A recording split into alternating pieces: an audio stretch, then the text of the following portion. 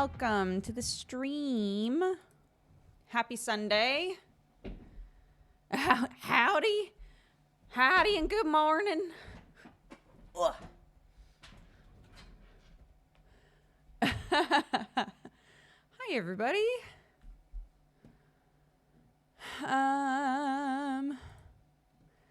Let's get some chiller music going on here. Not that one. Where's the Zelda piano stuff? Zelda and Sleep. That's the one. That's nice. Let me know if that's a good... That looks loud. Maybe that. Let me know if that's a good volume level, if you can hear it.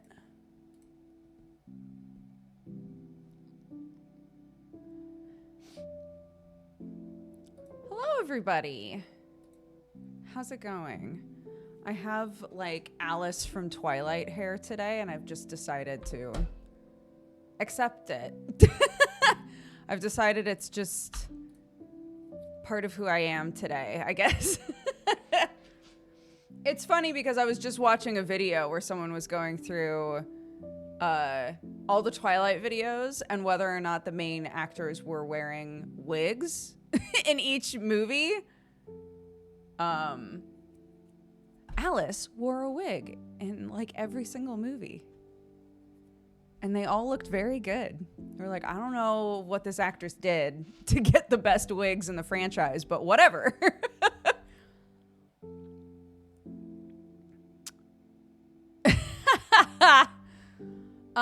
How's it going, everybody? I hope you're all having a lovely day. I've had a very lazy day today. It's been awesome. I've nearly finished my book. Most of Clark and I have an agreement about, like, because she plays a lot of Minecraft now and she always asks for mine coins. So I've talked a little bit before about the you learn, you earn thing in our house. That there are like a couple of different things that she can do to earn money that is like more on the academic side. One of them is finishing a book. And so she was like, Mommy, I have something I really want to get in Minecraft. So I'm going to finish my book this morning so that I can get it. I was like, sounds great to me. So she and I just curled up on the couch and read our books. And she finished hers. Amazing. Claps for Clark. And I was like, I'm just going to keep reading mine because I'm finally in a stride, dude. And I've been trying to finish this book for so long. Why would you need money for Minecraft? Minecraft has a marketplace where you can buy like texture packs and adventures, like the Dungeons and Dragons adventure thing that I did with Bree and Manda and Summer. That's like a paid adventure. So like she really wanted to get, there's a mermaid adventure that you can do where somebody's just created like a mermaid kingdom in Minecraft. And there's tons of like little mini games inside of it and all sorts of shit. And she was like, it costs a lot, but I want it so bad. I was like, okay, you know what to do, right? So she's like been going hard and she was finally able to get it and played with it a bunch this morning.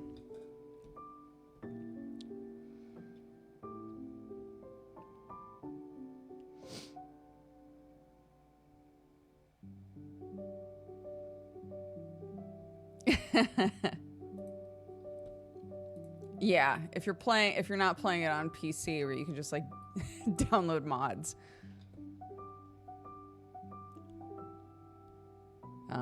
Some like modifications and things to the game are also microtransactions, which is fine. Honestly, that's whatever. The actual game is free. In the past, what she's normally wanted to get from the marketplace was like, I want my character to, there's like a pack of character skins that I really want. I'm like, whatever. I'm sure you could find that online, but you're playing on a tablet. It's going to be a pain in my asshole. So sure, like spend your money how you want to, you know?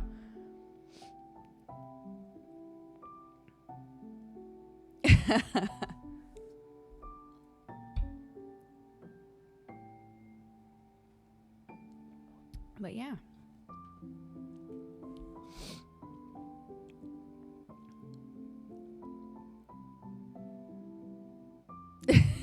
Back in my day, stuff from Minecraft was free. I like to, every now and then, I like to pull out of my pocket, like, I was playing Minecraft before it even officially came out. Back in the day. You know, just fun stuff to say to kids.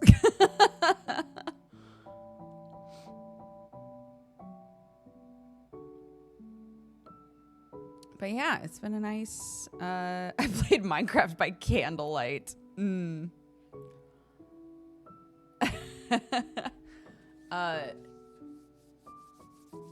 it's just been a nice lazy day, which is a delight. We've got Sunforged tonight. I'm very excited for this Sunforged episode. The gang's back together, etc. Did you get into Marble Rival time? No, I still haven't been able to get it to work on the PC. So I don't know. Maybe I really do have to just make a new computer. I don't know, but that's fine.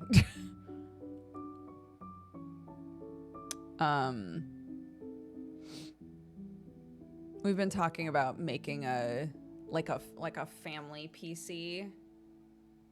You know, old school style, like a PC in the house that everybody can use. And so maybe that's this. Maybe this just becomes the family PC, and I make a PC with a different CPU that's not going to be a pain in my asshole. It's not old, but the CPU is like not gelling with a bunch of stuff. And I didn't realize the extent of the issue until we were talking about it on stream. And I was like, yeah, it's so funny when I'm trying to open up Marvel Rivals, I can't, because it says there's a memory problem. And it turns out it's because I have a defective Intel CPU. Which is so neat. Which is such a cool thing. I don't know. I love it. I just got done listening to Geek Enders. That was a wild Geek Enders. It was very fun. I went into it being like, I'm not gonna do my best to not ever let Ollie feel like Ollie's just like in the wind, right? If we gotta match energy, we will. And I feel like Jesse and I traded off matching energy pretty well. I thought it was really fun. It was very chaotic, but Ollie is lovely, like such a sweet person. So I don't know, we had fun.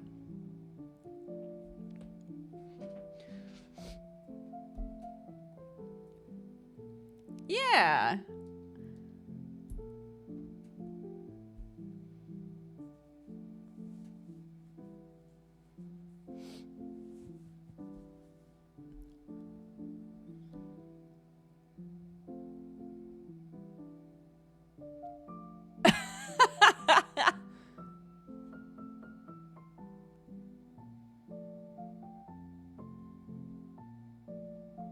Are you saying I'm VTuber bait? I'll try to use my power for good. We'll try to get some other VTubers on the show. He didn't talk about HoloCure once. I know. We reached a certain point in the show where I was like, we're not going to ask about HoloLive. I can already tell. Because I feel like I made it pretty clear to Jesse, like, you are the guy who has the questions now, right? Like, you've made a whole video about HoloLive. So that's your ballpark, right? I'm not going to ask any questions. I'm going to let you lead into that conversation. And the fact that, spoilers, if you haven't listened to the most recent Geek Enders, but we literally got to the end and he was like, wait, I didn't ask any HoloLive questions. I thought that was so funny.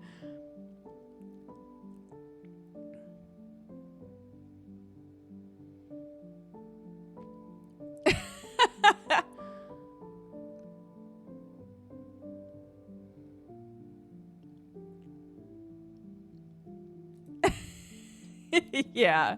Krendor said if he and Ollie were in the same stream, their energies would be opposite. Yeah, but at the same time,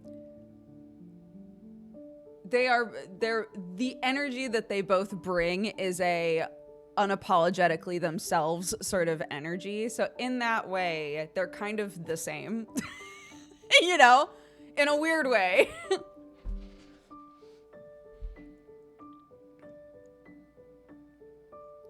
You can't derail what was never on the rails. Exactly. Not a rail to be found.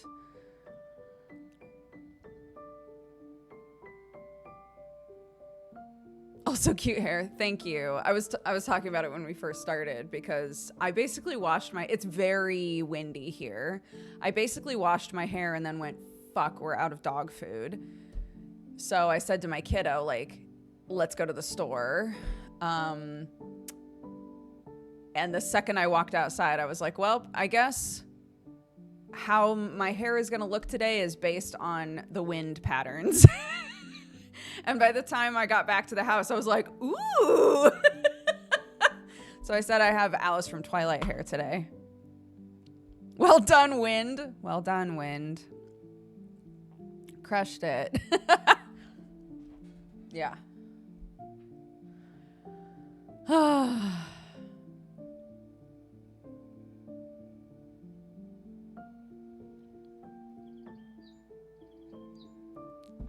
I'm very excited for Next Fest. Side note.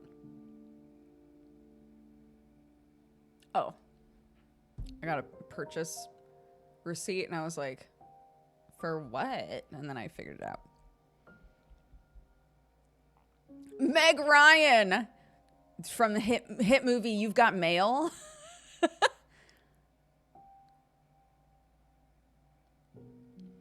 Yeah, if you have a suggestion for a demo, we have a channel in our Discord whenever there's a Next Fest for people to suggest games. Scroll through or search in the forum ahead of time to make sure that you're not double posting about a game. But very excited. Excited for Pokemon Day. I don't follow Pokemon stuff. I secondhand find out Pokemon stuff. I enjoy Pokemon as it exists in the universe. I do have a favorite Pokemon. I had a Pokemon era of my life, but I'm not in it anymore. So I enjoy it from afar. My friends and the love of my life, you know, the people that really care about new Pokemon stuff, I'll find out. I'll find stuff out. She saw Swaddaloon and said, that's enough. Yeah, I saw Swaddaloon and went, they can't get better. That's the one.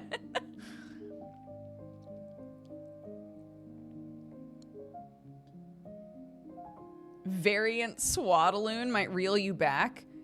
Is there a variant Swaddaloon? Is it new? I'm going to look it up right now.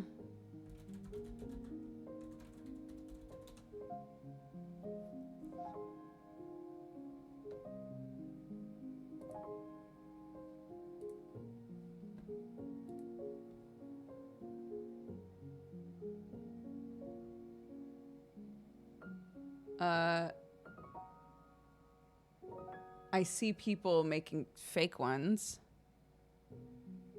There is no such thing. Oh, okay. I was gonna say, people have certainly made variants. Not the official Pokemon company, but they exist, yeah.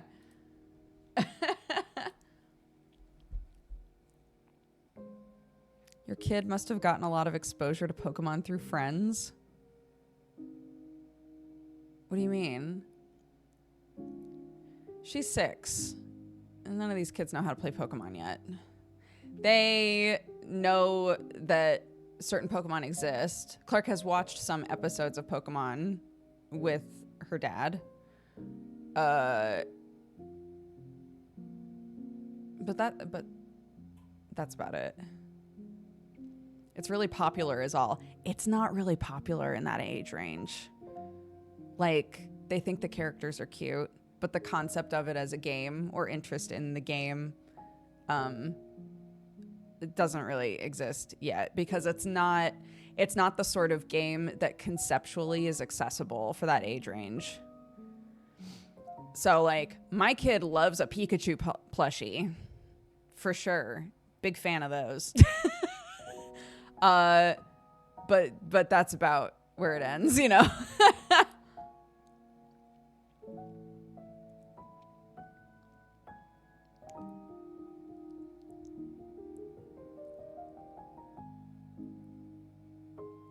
I'm gonna just nod like I know something when in truth I know nothing about 6-year-olds except that they're way too honest.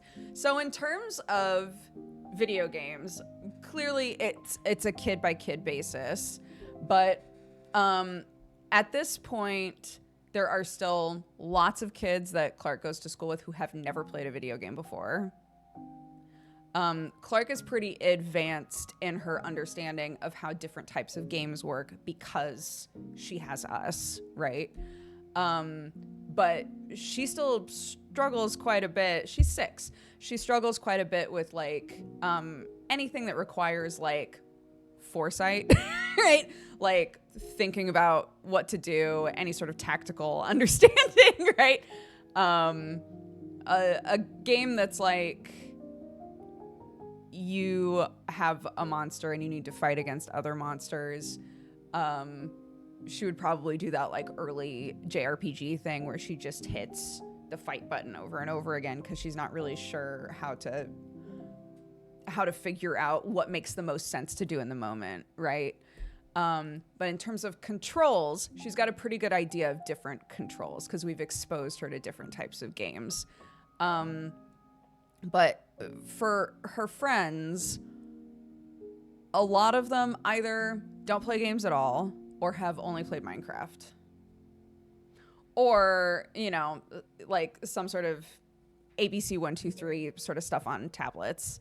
But in terms of like games that maybe you would also want to play with them, right? Yeah, it is kid to kid, but that's from how we've sort of gauged it. That's really where a lot of those kids are at, is like concept wise, still struggling with some types of games. Mechanics wise, fully capable of learning like basic game mechanics. Yeah.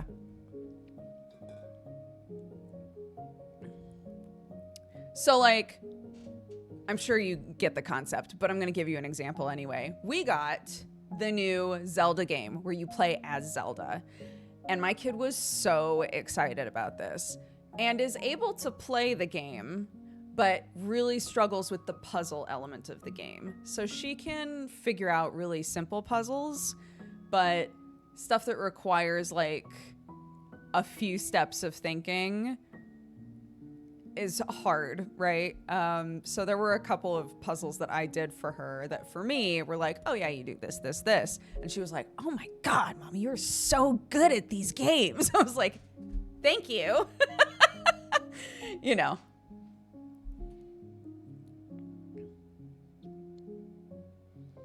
Maybe our memories are off because it feels like we played games just fine at that age on Sega or Nintendo.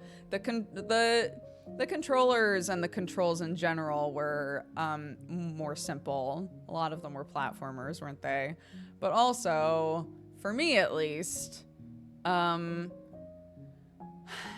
first game that was, or games that were like that were Super Mario and Double Dragon, both of which were side scrollers.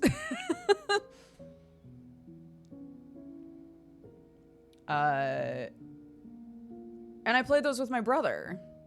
So I had what I am for Clark, right? I was my brother, where the second something was hard, I'd be like, you do it, you know?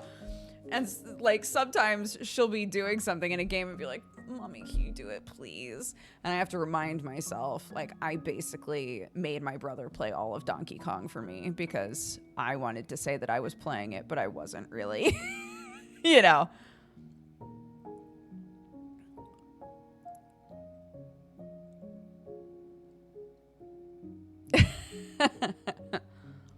But yeah.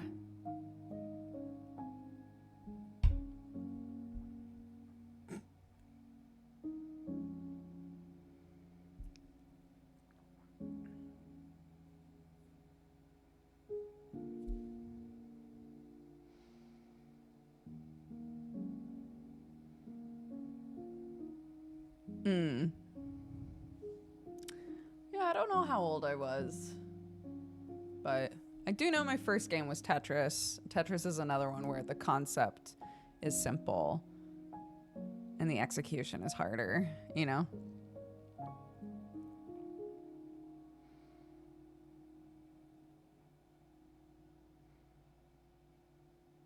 Anyways, kids have so many games at their disposal now. I was saying before that, like, I've been reached out to by quite a few parents of, like, kids that my kid knows. It's become like a word of mouth thing now where I'll get a text being like, hey, so-and-so said that you're the right person to ask about X game.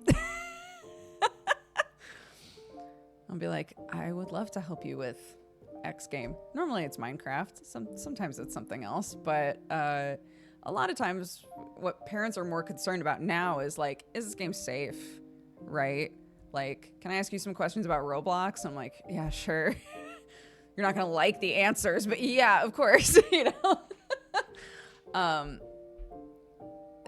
Questions that I don't think my parents would have ever needed to worry about because there wasn't the concern about me playing with, you know, other people and adults that might have had bad intentions.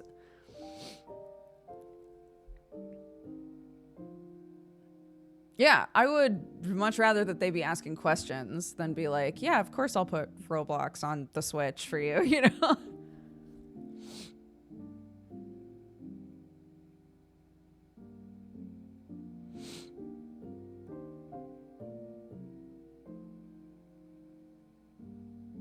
I don't know if you meant this as a joke, but I love that the second I said Roblox, you said oof. That makes me laugh. I think that's true as well, Free. Free said, I think growing up in the wild west of the internet, we have a better understanding of what's actually dangerous. I think that's true. We have it's easier for us to conceptualize, like, what can go wrong, right?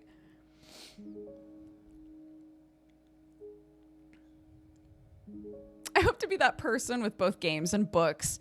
The amount of kids I see reading books definitely outside of their age range is insane. Like, let me talk to your mom, please. Yeah. The one book I can think of that I read when I shouldn't have, I don't think, is Misery. I read Misery too young. I really liked it though, oddly. But I think I was too young to read that book. It's hard for me to remember because there are books that I remember reading when I was younger that fucked with me a little bit, but it's hard for me to remember if that was like, I was an okay age to read it. It was just that kind of book, like Clockwork Orange, right? I read Clockwork Orange when I was a freshman in high school, I think. And it definitely messed with me a little bit. I don't necessarily think I was too young to read it. It's just that kind of a book, you know?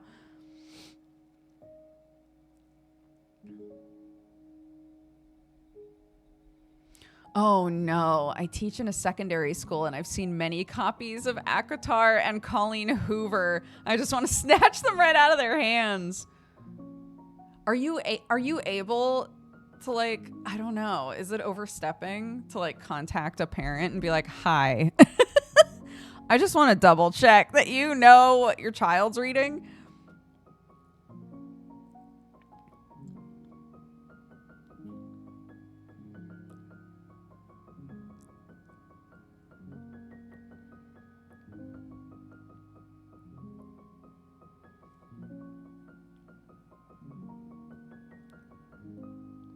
Yeah.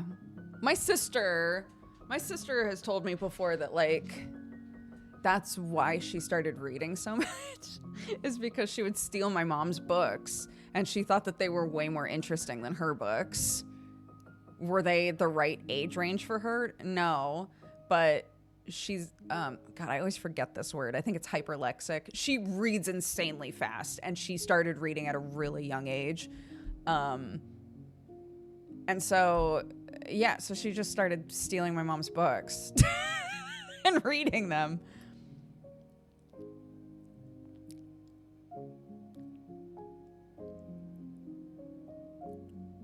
Yes. And yeah, a long time ago, somebody, I can't remember if this was a video or I don't remember where I got this concept from, but it was somebody who was talking about how their rule at their house, like their parents' rule, was if a movie came out and they really wanted to see it, but the parents were like, I don't think that you are ready to watch this movie. I don't feel comfortable with you watching the movie. If it was based on a book, then the rule was that you had to read the book first. Because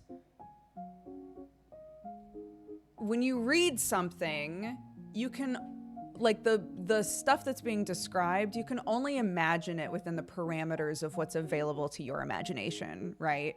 Which is why somebody was saying earlier, like, kids are surprisingly good at like ignoring stuff that they can't conceptualize very well, right? Like scary stuff or, you know, stuff that's like outside of their scope or age.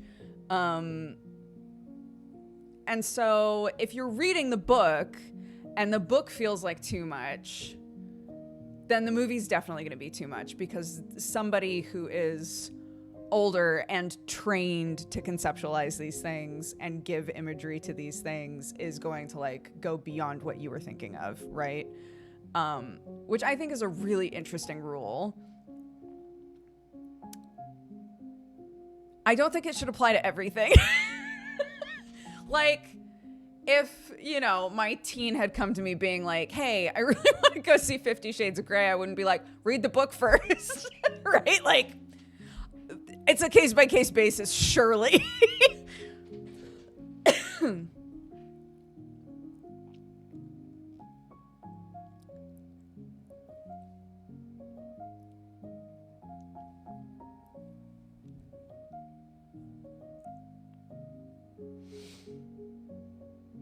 I think if that rule was in effect, I'd had never watched a movie. Did you exclusively want to watch movies your parents didn't want you to watch? That's where the rule comes into effect.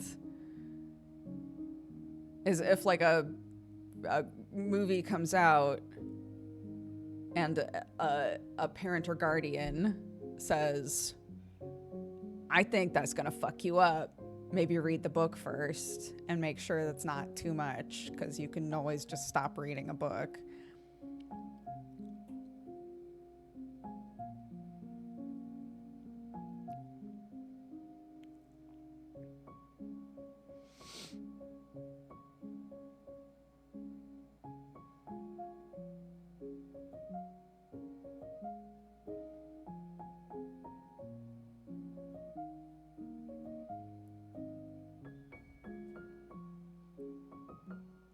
It's a dumb rule. I was allowed to watch The Lion King and that shit gave me trauma.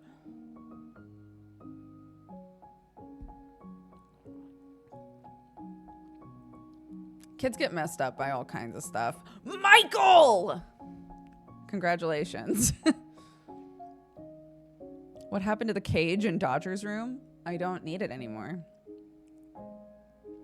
I needed it when we had a newborn baby puppy that needed a person around all the time.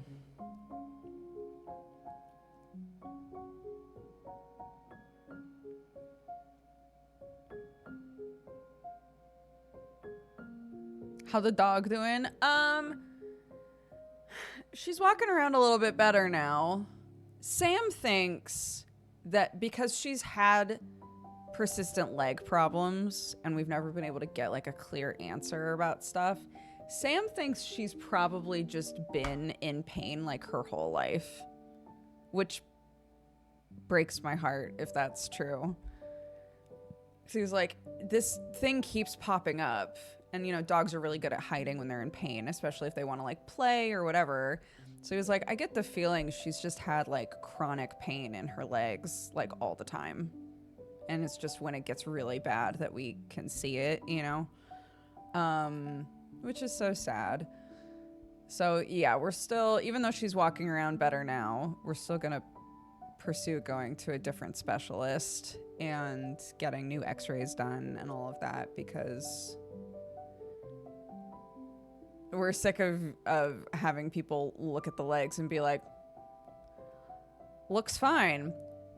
The vet that we took her to when she started limping this last time moved her leg around for about 5 seconds and was like, oh yeah, that tendon's fucked. She needs surgery. So that's, we want to get like a 100% clear answer that is the fix. And if it is, then we want to just get it done, because she's a baby. She's little, not a baby, but like she's not even a year old. And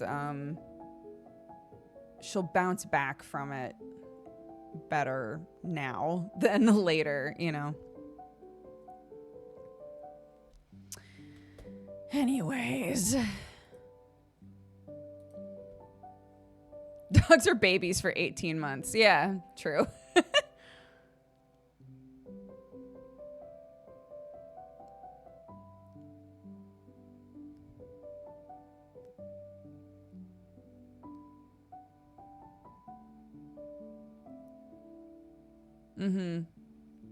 Yeah, they basically, if what's wrong is what we think is wrong, she's gonna need like a plate attached to her knee and like the bottom part of her leg.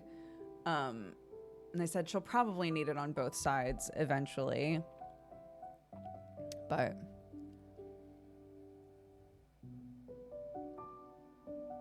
I was like, this sucks, because we were about to book her in to be spayed, and now she's gonna have to have 2 procedures. And I was talking with a friend of mine who was like, oh, when my dog had to have surgery, they just offered to neuter him while he was sedated, just to get everything done all at once. So you could just ask if that would be too much stress on her, or if that would be easier to just do all of it. Like, I guess why not? She's not gonna be able to walk anyway. I'll feel so bad though. Like, it's already gonna be so uncomfortable without 2 different surgeries. But sausage dogs are prone to back problems. We have 2 of them on the farm with us, and they're lovely.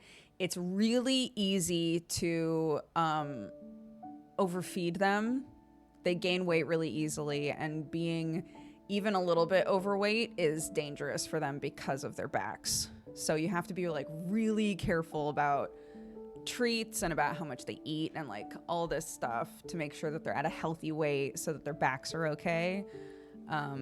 Annie, the younger Dachshund that's on the property, was getting loved on a bit too much, and my mother-in-law had to like really lay down the law with everybody, like, stop giving her treats. It's dangerous for her. Like, okay, sorry.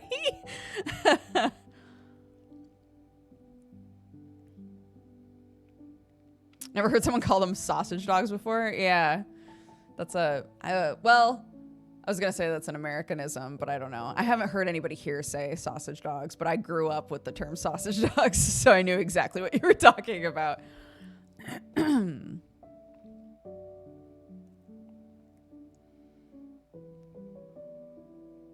We call them sausage dogs in French, too. I love that. Wiener dogs is also, yeah, wiener dogs is also good. Cute. The increased level of discomfort is offset by the greatly reduced recovery period because they don't have to recover from surgery twice. That's true. That's so true.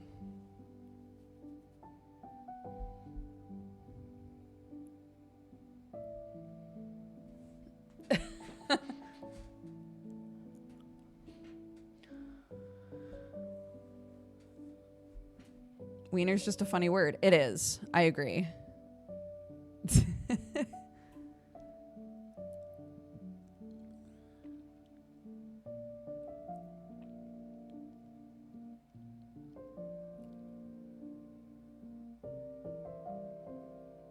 Australian here, and I called them sausage dogs until about 10 years ago.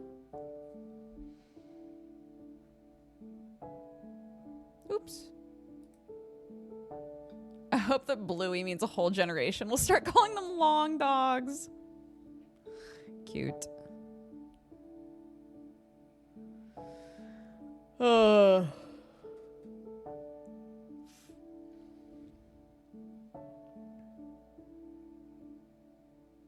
wonder how training's gonna go without overdoing it on treats. So, from my understanding, rule of thumb is, if you can, do training just with their meal. So if your dog is eating kibble, say like in the morning, you can just train with their breakfast, right? You can just give them kibble. And also, every dog is different, and some personalities of dogs and breeds of dogs will be motivated by different things. Border collies typically don't eat treats because they want you to throw a thing. They will do anything to make you throw a thing. Please, God, throw a thing so I can chase it. So my sister-in-law literally trained her dog with a ball, with a tennis ball.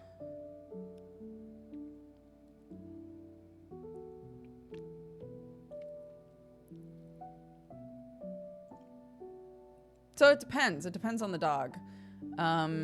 Peach was not food motivated at all when she was little. She's more food motivated now, for sure. No take, only throw. Yes.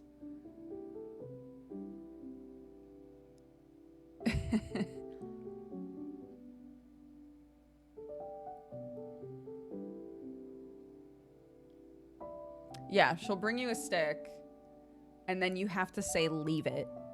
Because she'll bring you the stick, and then she'll sit there with the stick on her paws looking at you like, take it. Take it. Throw it. Go on. Do it. And you lean down, and she grabs it immediately like, no! It's literally that meme. So when she comes over and drops the stick, I have to go, leave it or back up. I think she knows back up by this point because that's what I always say, like, back up. So she'll like scooch back a little bit.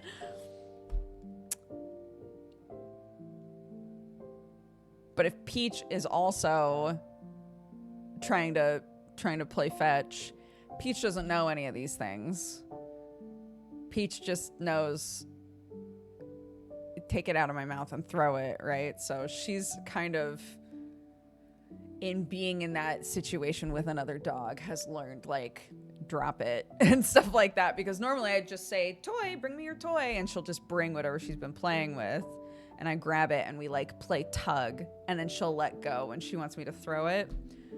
Not a great co-op game if there's another dog involved.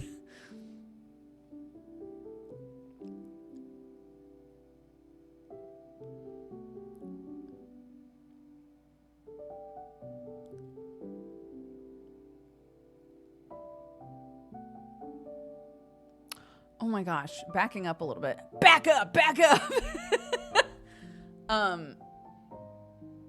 There's a new Dungeons and Dragons Minecraft adventure. So we gotta get the BDSM crew back together and do that. It's apparently the same characters. Like same world, same situation.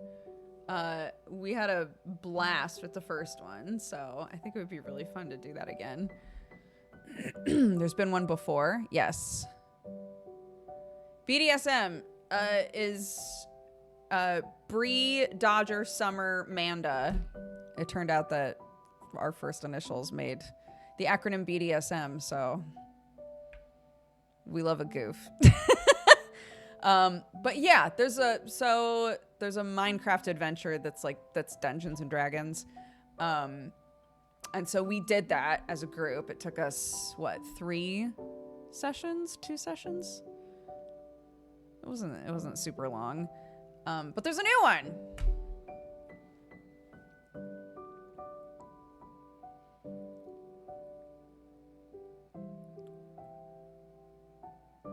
I did see Tales of the Shire was delayed, but that's okay.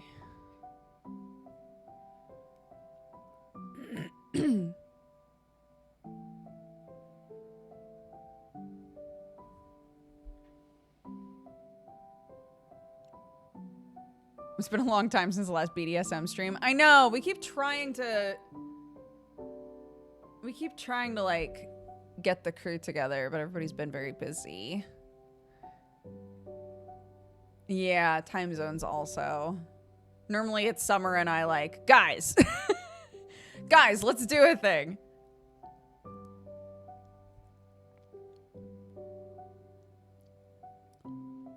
So like the goblin cleanup game. We're like, oh my gosh, that's a perfect BDSM game, but we just have not been able to get it to happen.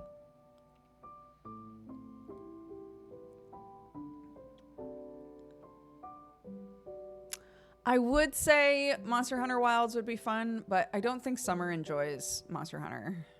And I'm not going to force Summer to join us for Monster Hunter. Be like, do you want to hang out and have friend time or not? We can find something everybody's jazzed to play.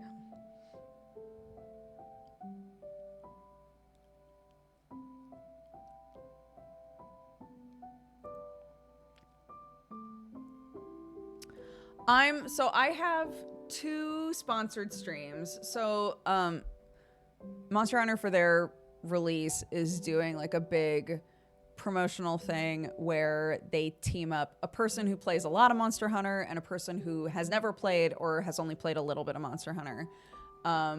So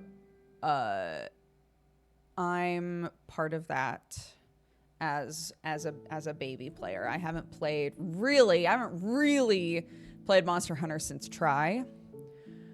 So we're gonna be doing that.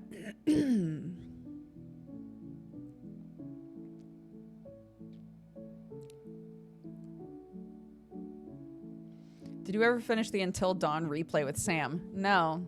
The game updated and broke itself. The game updated and broke itself. You feel free. I'm sure if you skim long enough, you could find the lovely footage of us spending, I don't know, 30 minutes to an hour trying to get it to work. We tried every single thing that people suggested and could not get it working. But on the plus side, instead, we played... Are you going to go back to it? It doesn't work right now. So no answer. I have no answer. Instead, we played The Quarry. We played all of The Quarry, and that was super fun. And Summer and I talked about playing... What was the other one that they did? That Sam did with Gmart? I know one of you guys knows it. I don't know it. I can't remember. House of Ashes. That's the one. So I think Summer and I are going to play House of Ashes at some point.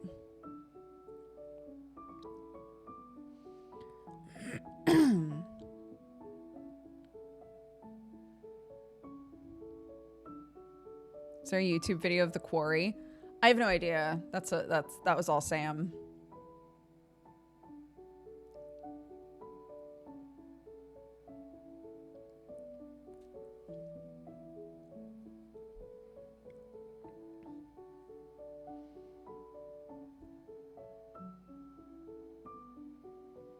I used to enjoy watching those horror type games, but now my meds cause vivid dreams and it's less fun.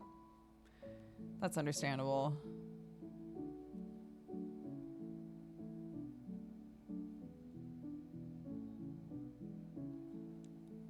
I'm always glad to catch a sad. Welcome to sad.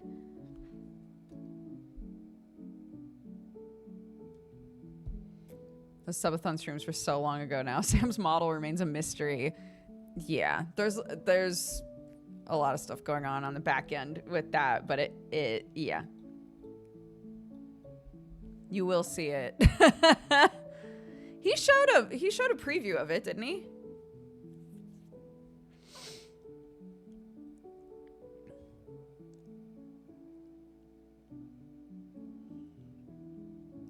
I'm waiting for Little Nightmares 3 so me and my boyfriend can shit ourselves together in fear. I love those games so much.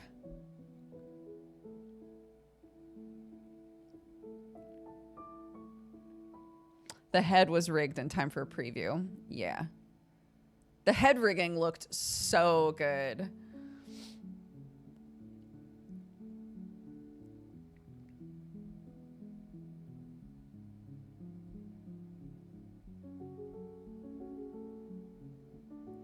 I don't plan on playing Blood again on stream, no. B-L-U-D.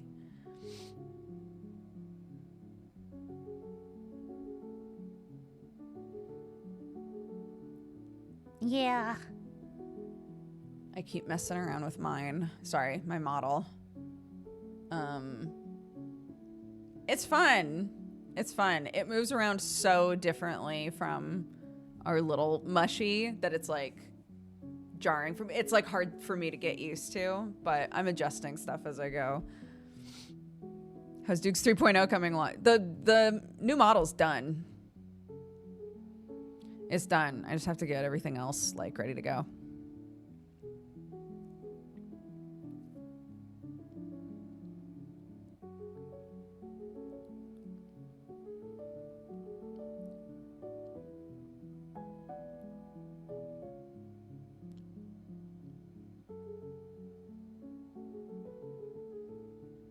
Mm-hmm.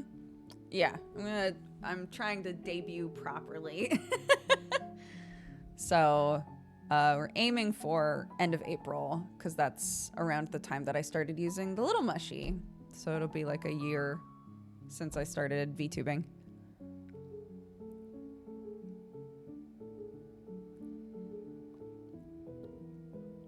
These? Yeah, they work great. If what you want them for is to put pins in, they're perfect. they're perfect for that.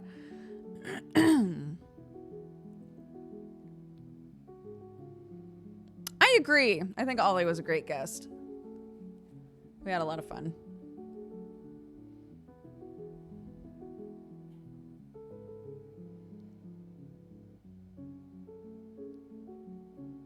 Yeah, models are crazy expensive. There are cheaper options.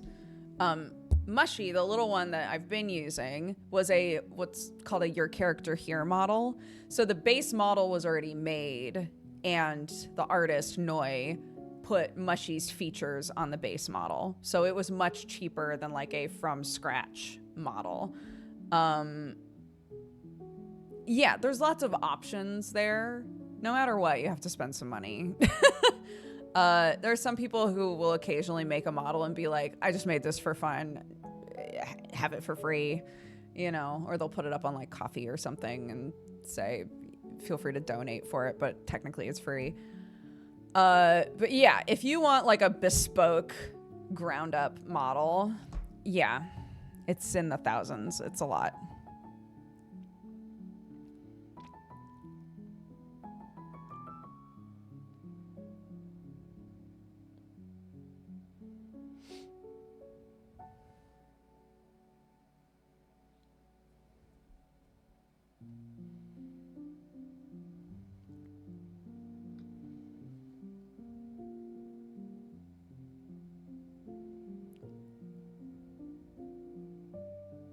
Or you can learn the skills and make the models yourself. Sure.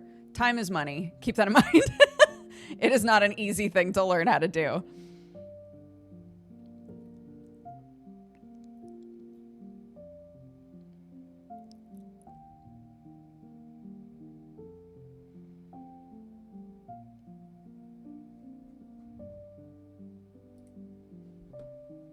But yeah, the people that I know that make models are wizards. It's amazing to me. Only like half of it makes any sense. It's so fun to watch somebody rig a model when they know what they're doing.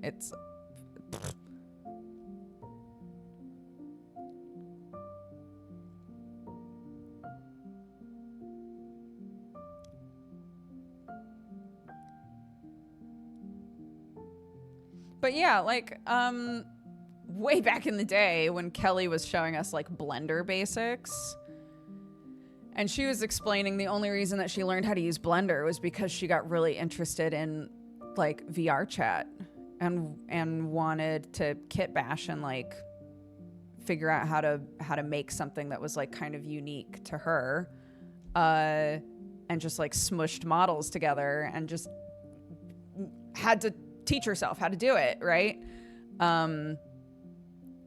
And I definitely have friends that are artists where it was the same thing, where they were like, well, I really want to model and I know I can do the art, so I just have to learn how to rig it. It's like, and they just taught themselves. It's insane and amazing.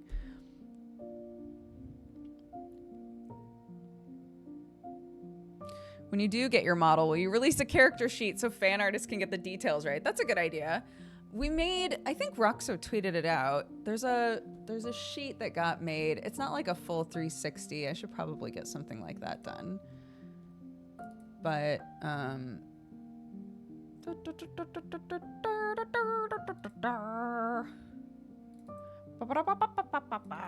where is it? Oh my goodness. Oh yeah, it's only from the front, isn't it?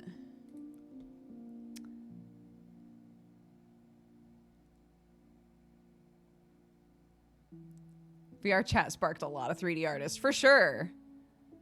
And VR chat RP specifically, like being like, I want to be part of this RP, I want to be this character.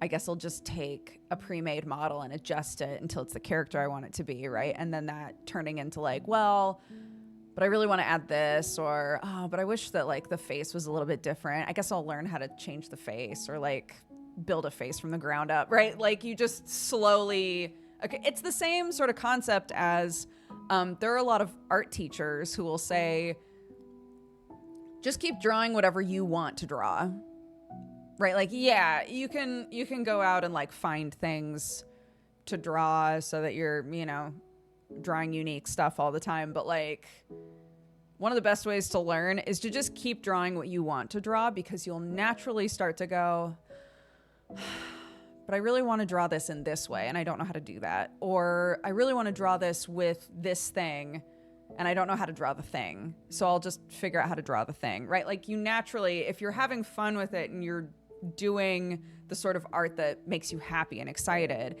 you will naturally spread out into more things as you keep like seeking that enjoyment, you know?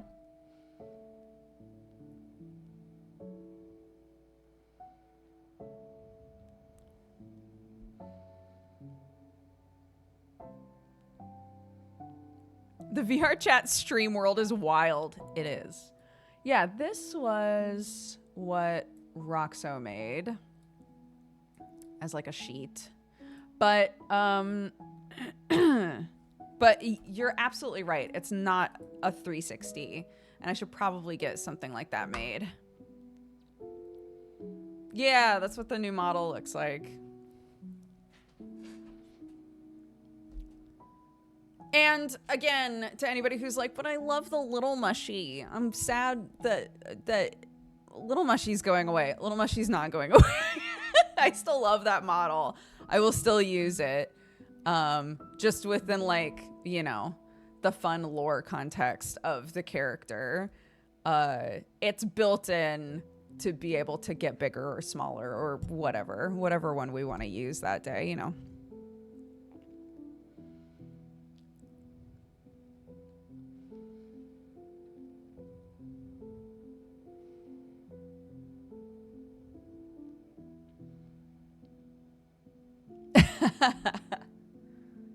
I joked about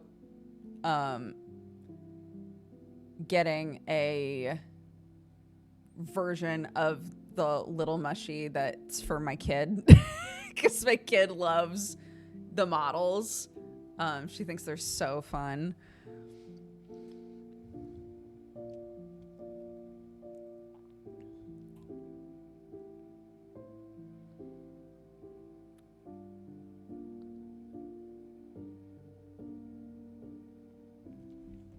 The gamer grippers are what I'll miss the most. Who says there won't still be gamer grippers? Oh my gosh, that reminds me. I need to get a green screen. Wait, I'm actually going to buy it right now, because every time we talk about this, I think when my stream's done, I need to buy that green screen. And I just don't do it. Hold on.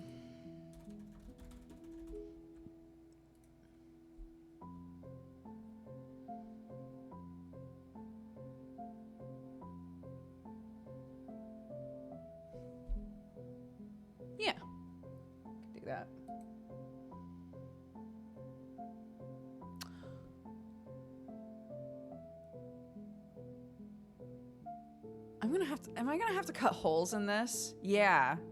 Right? I don't want to get an expensive one.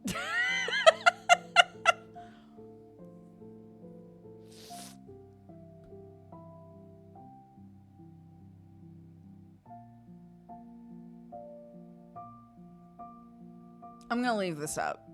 And that way I'll remember.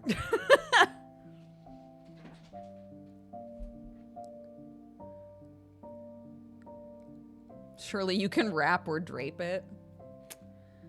I don't think so. Not for what I'm trying to do.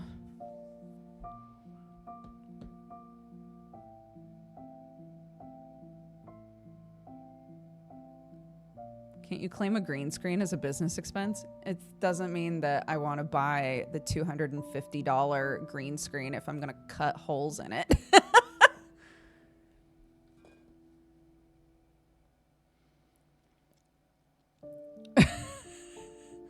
Get one of those green screen bodysuits. Now we're talking.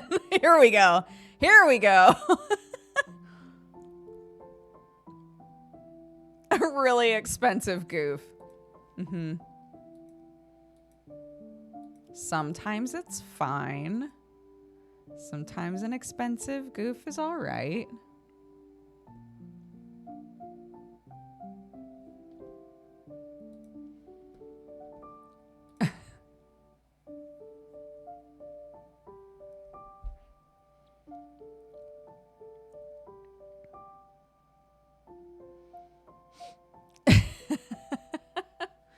Anywho. Yeah, I still have goofs. There will still be goofs. There's still goofs planned, is the point, I guess.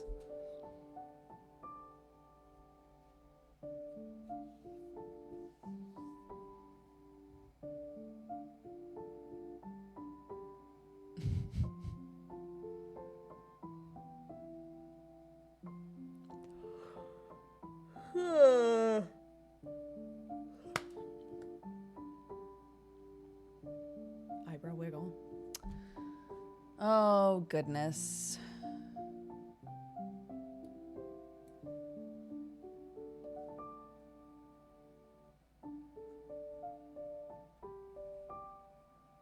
Ooh.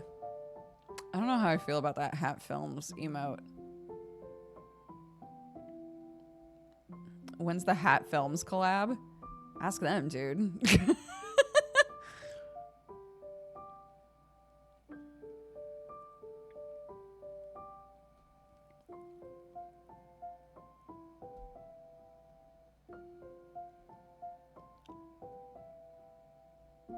Forever goofy.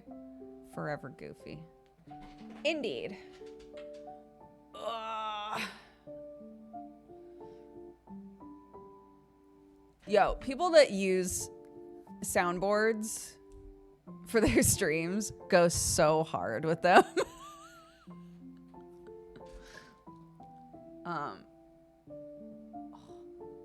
Joe loves a soundboard. But he loves to use it to change his voice.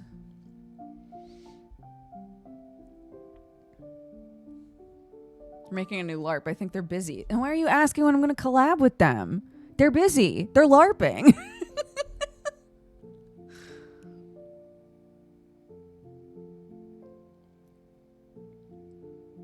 Gotta get value, for sure. If you're going to commit to the soundboard life, you gotta really go for it, you know? I agree. I think I've always been a less is more type of person. I think the worst I ever got was when I got really obsessed with air horn noises. But even that didn't last for too long. Why aren't you LARPing right now with them? The LARP isn't happening. They're setting up the LARP.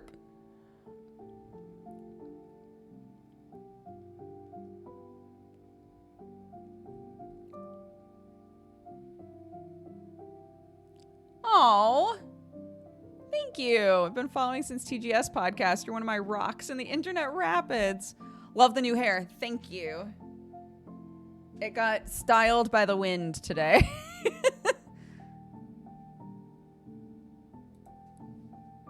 Last Geek Enders episode is blowing up with the views. Yeah. I assume it got posted somewhere on a HoloLive something. But also, one of my mods was saying that Ollie talked about it a bunch on the last live, which is very sweet. I'm just glad Ollie had a good time.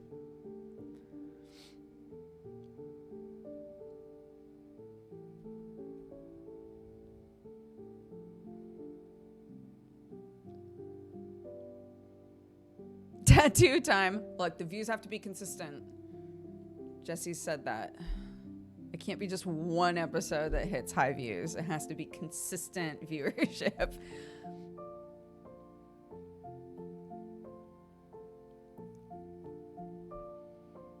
I'll have to watch the VOD. We missed it live. It's crazy. It's deeply chaotic. Ollie has a lot of energy, and Jesse and I sort of did a handshake and said we have to match energy. At least one of us has to be matching energy at all times. And I feel like we did a pretty good job.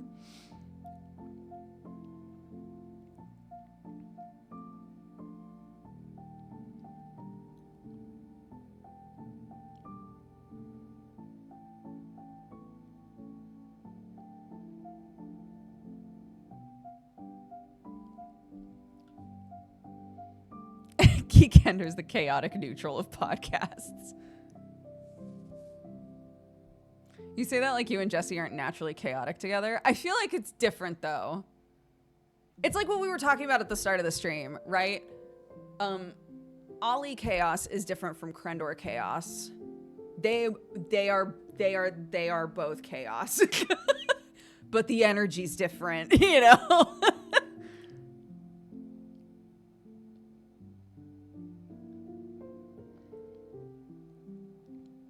I love that you had a HoloLive person on and didn't ask any real HoloLive or VTuber questions. I can't tell if you mean that you actually loved that, but I actually loved that. I liked that in the end, Ollie was basically like any other guest in terms of what we talked about.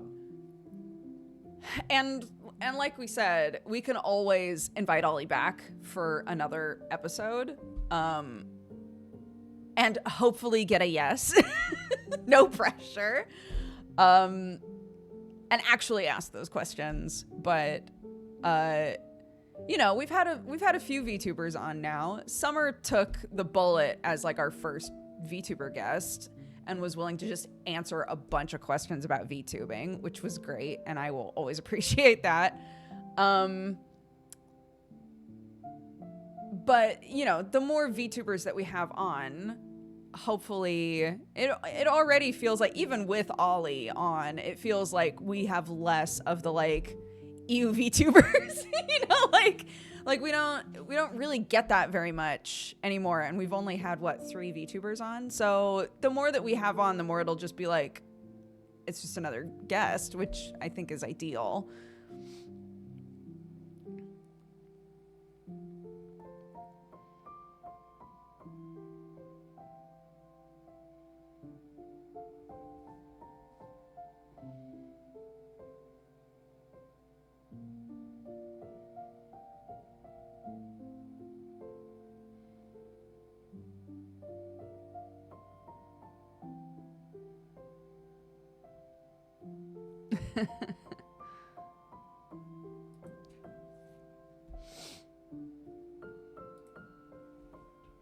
How many podcasts are you hosting?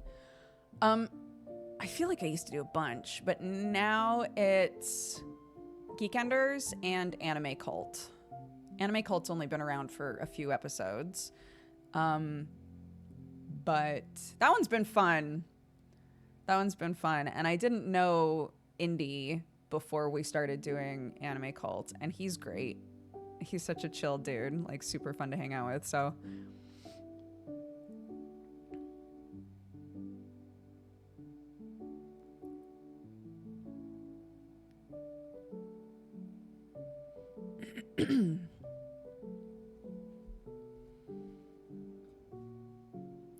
I think it's kind of like sometimes people have a hard time conceptualizing, I don't like this and this is bad as two separate concepts, right? And they are different. I don't like this doesn't mean that means it's bad. It just means I don't like it, right? And I think VTubers are not for everybody. And I think the like sort of classic sort of assumed VTuber energy that comes along with it is not for everybody. It really depends. I think there's so many VTubers now that you can find somebody you vibe with, but they're unsettling for a lot of people. And you know, that's just how it is. Not everybody likes watching a VTuber. It has like an uncanny valley element. But does that mean that VTubers are bad? No, obviously not. Sometimes, though, the comments come across as like, gross VTubers! When you can tell that really what they mean is, man, VTubers are not for me. This episode isn't going to be for me. But I hope you guys have a good time. You know? Like, those are different energies.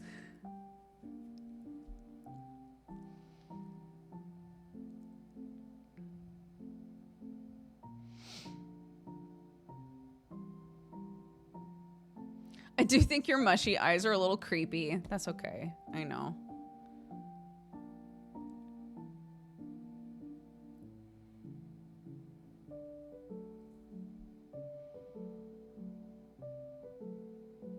Someone was asking if the newer model was going to have pupils. And I was like, no. And they were really upset. I was like, I'm so sorry. Mushy didn't get bigger and also grow pupils. If anything, I feel like the eyes should be worse, but I didn't do that. So you're welcome.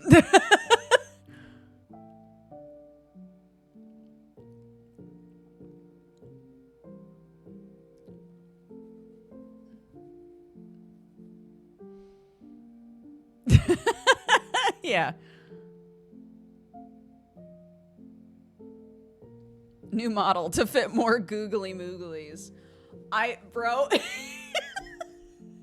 to go along with the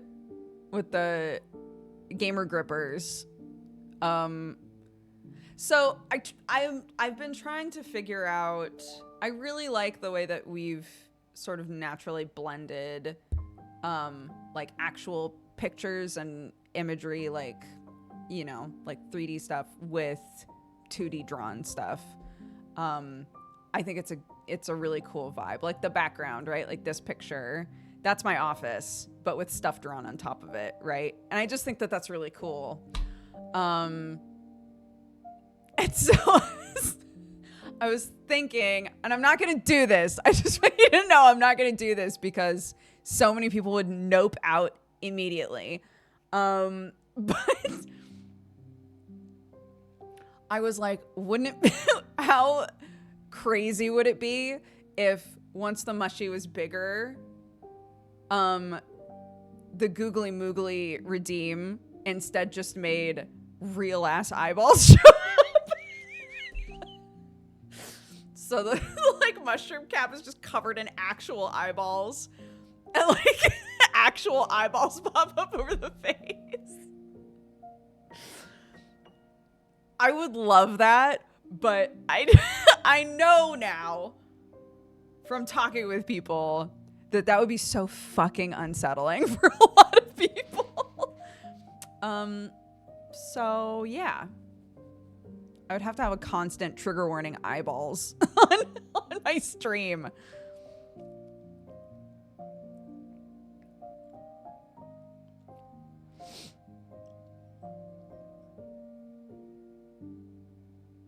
Eyeballs incoming. Yeah.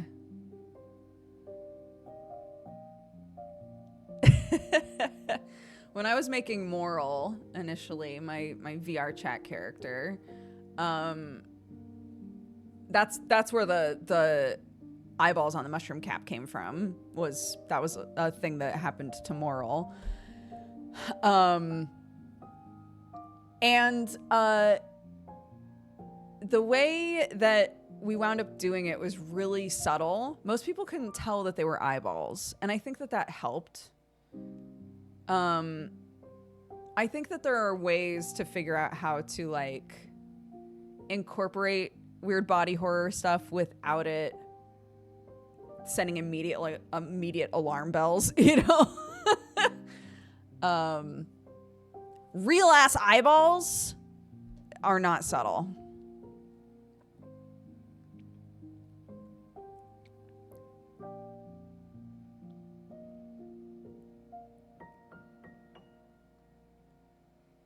Low-key body horror. Yeah. You know, lo-fi body horror.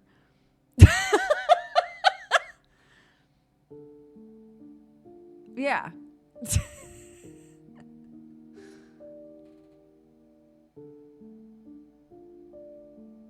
Eyes are a thing that's very easy to focus on. Yeah. With Moral, if I recall correctly, with Moral, they looked like tiny little black dots, not so many of them that someone with like trypophobia couldn't look at them, but like there were just kind of like small discolorations, and it was only if you looked at them for a long time that you would realize that they would like slowly blink, and only like one at a time they would just slowly blink. And I think only one person at one point was like, are those eyes? You know? So that wound up working for us in a VR chat RP sort of situation.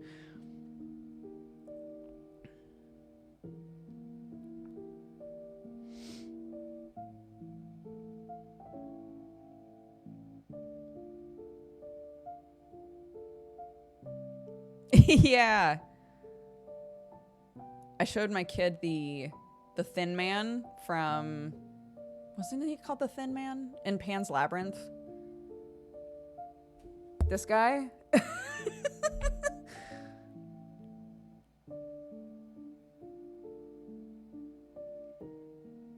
was like, just so you know, he looks creepy. She was like, okay. And I showed it to her, and she was like, ugh.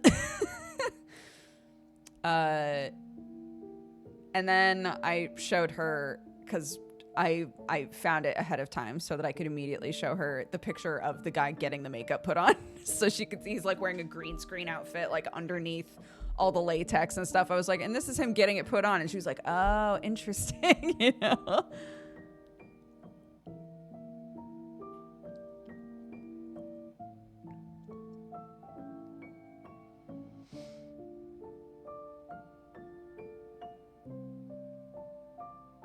Doug Jones, yeah.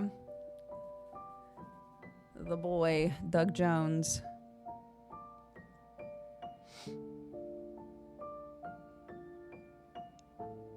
I actually, for real, only know him as this guy.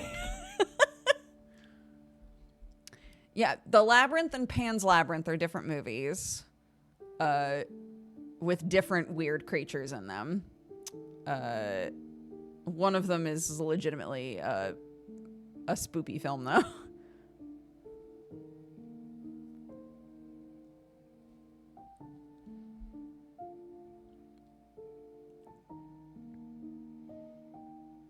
He likes to be a fish guy. Does he like to be a fish guy, or has he been typecast as the fish guy?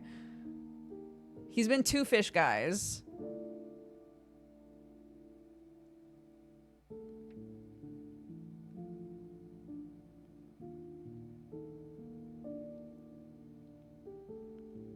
Yeah, I do think it helps. I do think that can help sometimes. Like, I have an easier time with haunted houses because I've worked on a haunted house before. And so I know how they do some of that stuff. Do I still scream when somebody pops out behind me? Yeah. But none of the props freak me out because I know how they made them, you know? He's just such a good fish guy. Like, it just makes me laugh. People get typecast all the time, but imagine someone being like, I have a fish guy for my movie. Do you think we can get Doug Jones?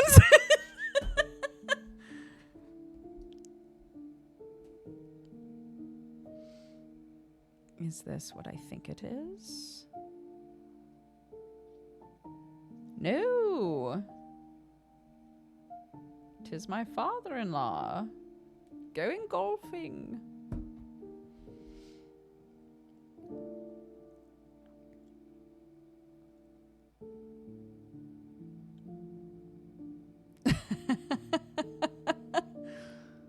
We are talking about Doug Jones, yeah.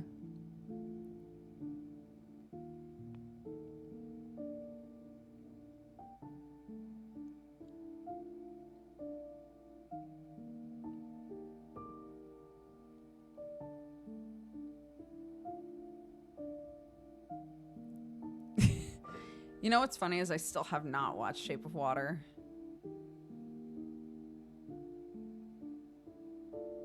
Despite my weird thing for fish people, I still have not watched it.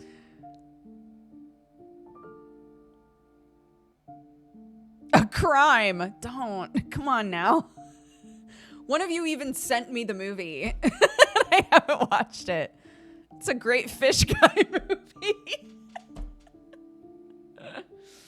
Oh my goodness. I'm saving it for a special day.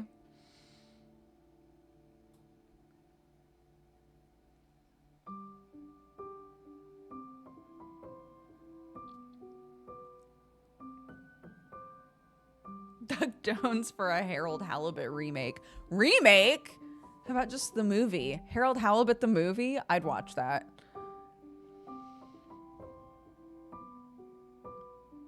Go watch it right now. We can wait. I'll just go watch it. Come back and give you guys my review immediately.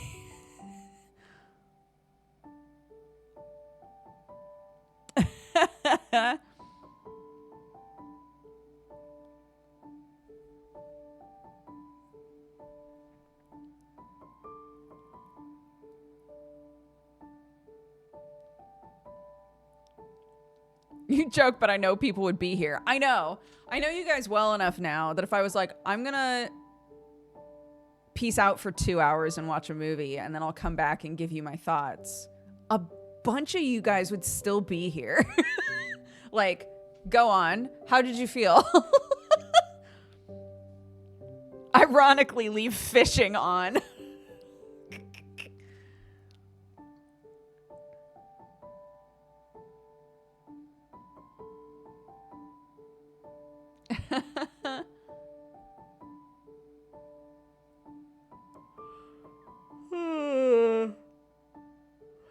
You're on my second monitor. Why would I close it? Why bother?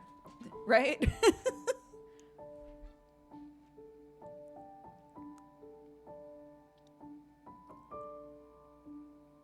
True. You know what sorts of videos I love? I've talked before about how much I enjoy watching book reviewers.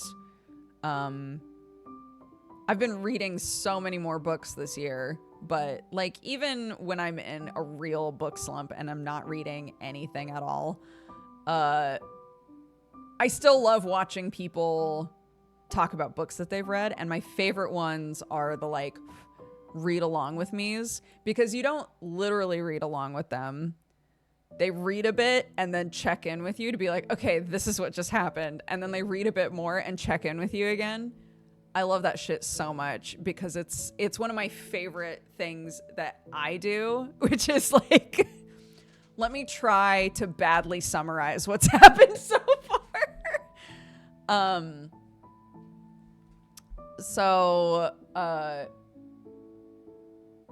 Yeah, this book that I've been reading, I'm trying to remember the name of the first book, but it's like the V.E. Schwab magic books with the like different Londons and stuff. I can't remember. Darker Shade of Magic, I think, is the first one. Something like that. Anyways, they're very good. I'm almost done with the second book. You caught a red. Congratulations. I'm almost done with the second book. And the whole time that I've been reading it, I keep wanting to just like pause and be like, and have somebody to barf at, like somebody to just talk to. You know? I was like, this is why they do that. This is why book readers start making videos like that, because they can be like, okay, so this motherfucker just did this, and I don't know how to feel, you know, that sort of a thing.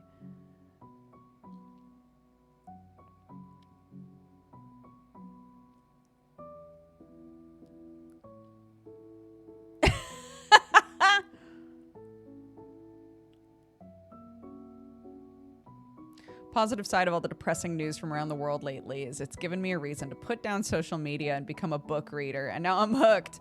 Yeah, I've been reading a ton more too, and I think it is sort of that, just like, man, I need to fucking get off of my phone, right? Like, I need to try and just carry around a book instead. Yeah, it's why I deleted like TikTok and Instagram and all that stuff off of my phone, because I just like got so frustrated with myself and with everything, you know, and I was realizing how much it was paralyzing is an extreme word, but I realized how much it was just making me not want to do anything. You can overload yourself on depressing shit for sure.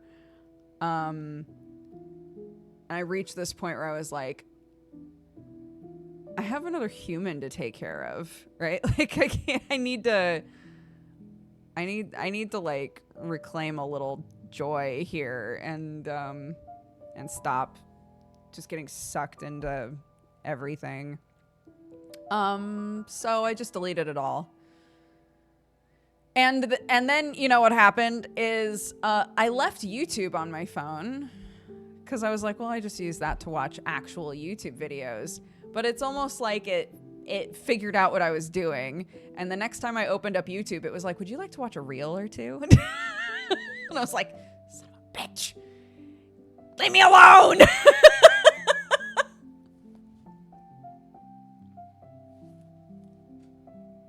And it's all like funny Game Changer stuff. And I'm like, oh, I could watch a couple of Game Changer shorts. Those are funny. And then I'm like, no! Throws it at the wall.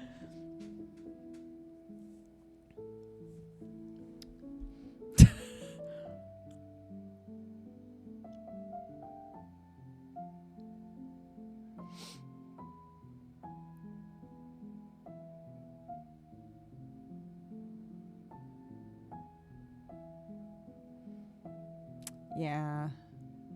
I've never had TikTok. I just know my ADHD would love it. I think there's value in knowing that we're being manipulated, right? It's good to know that, like, when you think to yourself, God, why do I just sit here and scroll forever? It's because it's designed that way, right? It's not your fault.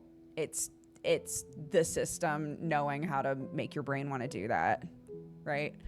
But after knowing that, literally the only person who can do anything about that or with that information is you, sadly.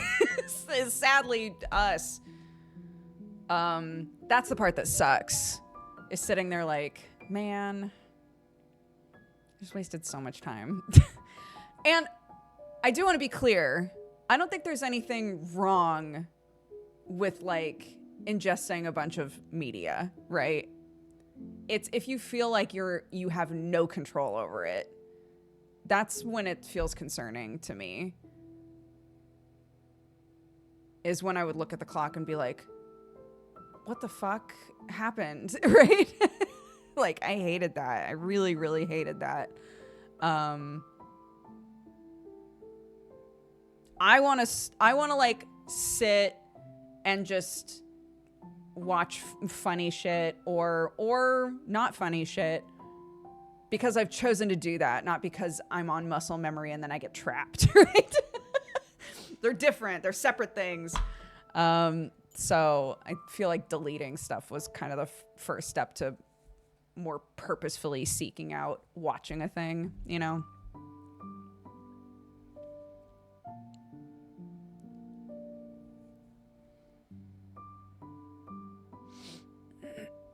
Yeah, exactly. Some of these companies have a team of psychologists on staff whose jobs are to figure out how to make their platform maximally addictive. Yeah.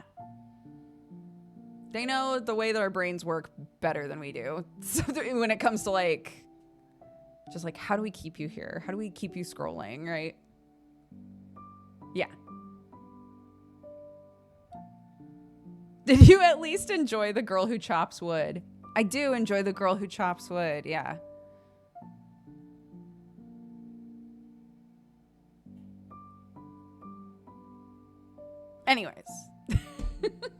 Anyways, I deleted a bunch of stuff recently. And has it been annoying when I've needed to get onto one of those platforms and realized I have to go to my computer? Yeah, but it's good. It's better for me.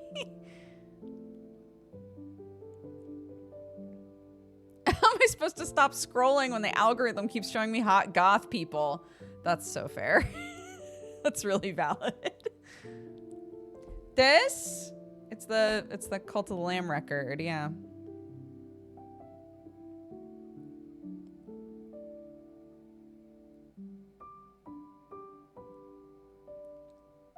Next week is demo week. Your face! Every Sunday, baby. This guy. Yeah, we're doing demos next week. A bunch of demos have already been suggested. If you're curious what other people are finding or planning on playing, we have a forum on our Discord where people have been putting all kinds of stuff.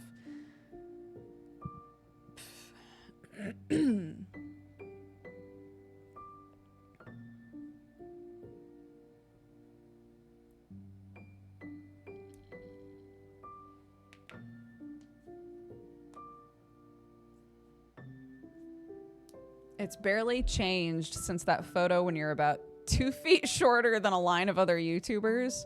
I haven't grown in a while, so that we could probably recreate that picture and it would look the same. Yeah, the music that we're playing, it should just be repeating. Yeah, it's all from a album called Zelda and Sleep. It's a Game Chops album.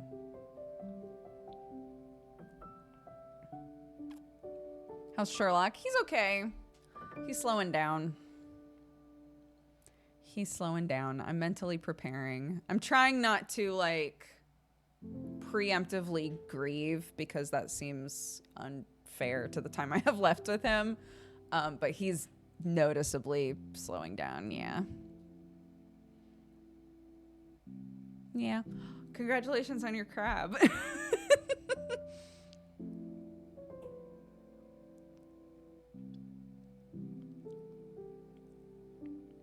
I know. He's pretty old.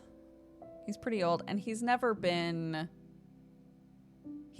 perfectly healthy. I got him from a shelter, and he was already immunocompromised, you know. But he's had a really long life with me. He's moved countries. Yeah. So who knows? We might have a lot of time left, but it doesn't feel like it, you know.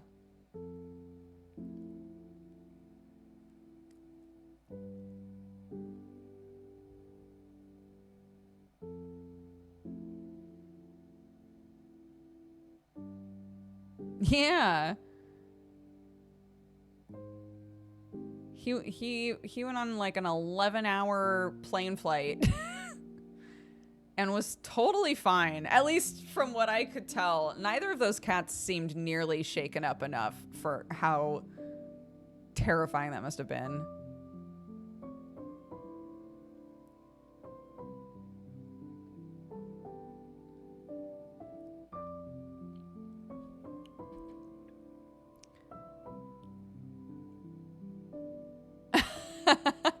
Yeah, Watson's still doing fine. She's just terrified of Peach. And whenever they have a moment where it seems like they're like kind of in the same room and things are fine, Peach barks every single time. And then Watson runs away and I'm like, Peach, surely you're a smart dog. I know you can figure out that when you bark, she gets scared and leaves. I know you can figure this out.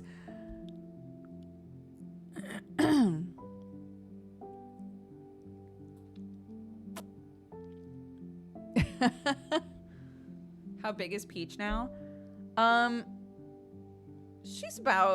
She's not gigantic, honestly. She was the smallest one in her litter. She comes up to about here. I don't think you can really tell how high that is, but she's like a little above my knee height. We don't think she's gonna get that much bigger, honestly. Fluffier, definitely. I think she's almost done doing this, and now she's gonna do this. I think her hair is gonna get like a lot denser. That typically happens, especially if you spay or neuter your Samoyed. They get fluffier.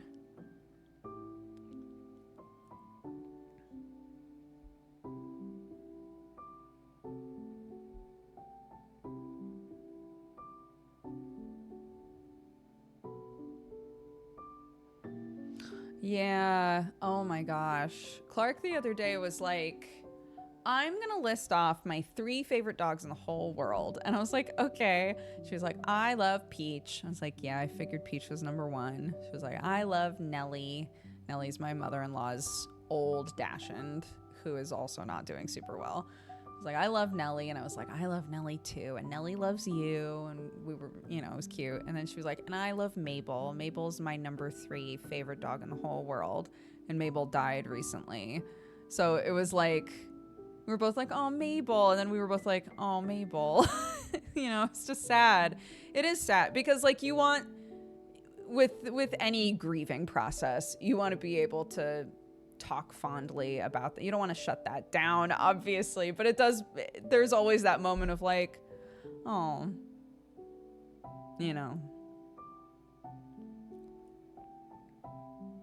But I think it's good for kids and adults to be able to openly be like, I really miss them, And Clark felt really comfy just talking about how much she missed Mabel. And we talked about Mabel for a while. I was like, it's sad.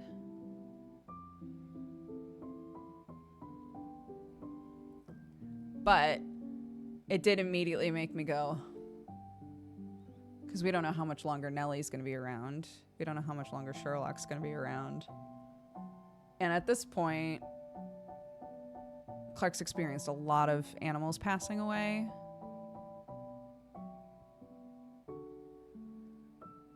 But not one of like our in-home family pets. And I think Sherlock's gonna be devastating for me, but I think it's gonna be really hard for her too. Missing them is important. It is. What's the quote? It's love persisting.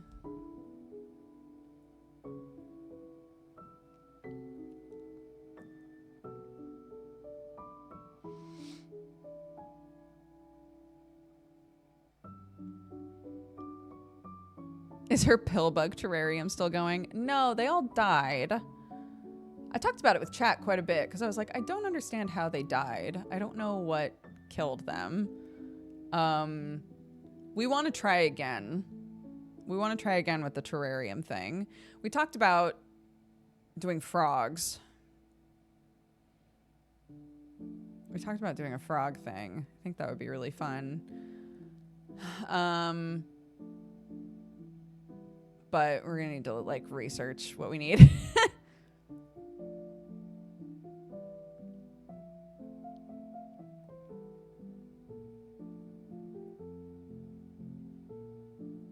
It's a quote from the WandaVision show.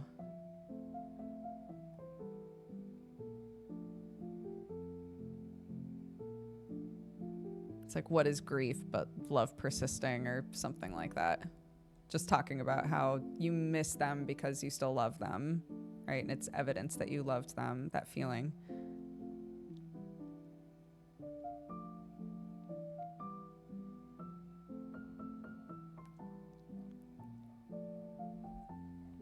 Love persevering. That's the word.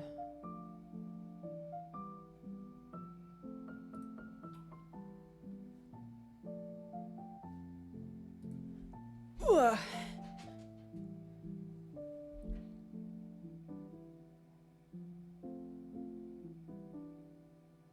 My sister would get tadpoles from a pond somewhere, put them in an aquarium when my little niece was young, and she was captivated by the process of tadpoles to frogs. And after that, they would release the frogs. We used to do that. We had like a little swampy area of our farm when I was growing up. Some of it turned into like wetlands, basically. And we would blow up the kid pool and then put some of the like gross water, like gross swampy water in there, and put some tadpoles in, and watch them turn into frogs.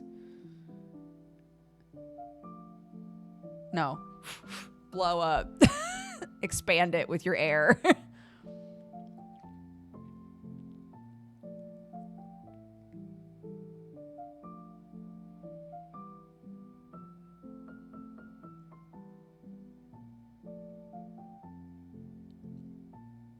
Yeah, I think stuff like that's really fun.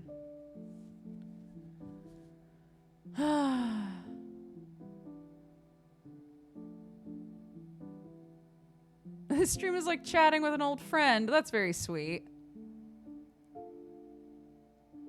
I love frogs, but I'm not a huge fan when they make their way into my home. Oh my God. I'm convinced that one of the reasons my kid has become obsessed with ladybugs is because they invade houses out here. Every winter, we have so many, they call them ladybirds. We have so many ladybirds, so many ladybugs just in the corners of mostly the bathrooms. And my kid has like taken it upon herself to save the ladybugs from like different situations. So like they'll fall into the bathtub while she's taking a bath and she'll save them. Or, we just had Valentine's. And so we have a couple little things with like roses in them in the house right now. And Clark realized that there were a few ladybirds that were like trying to get to the water in with the roses. And she was like, no, like trying to save them. But like the first year we tried to get rid of them and we were like, this is pointless. So we just coexist with them. And I told that to Jesse and he found that horrifying. But like, they just mostly sit in the corners of the rooms. They don't do anything. It's mostly just in the bathrooms where you're like, oh my God, can the ladybugs go away? This is driving me crazy.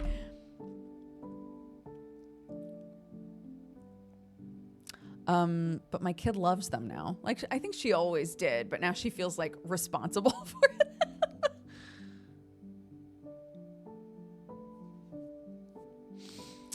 So,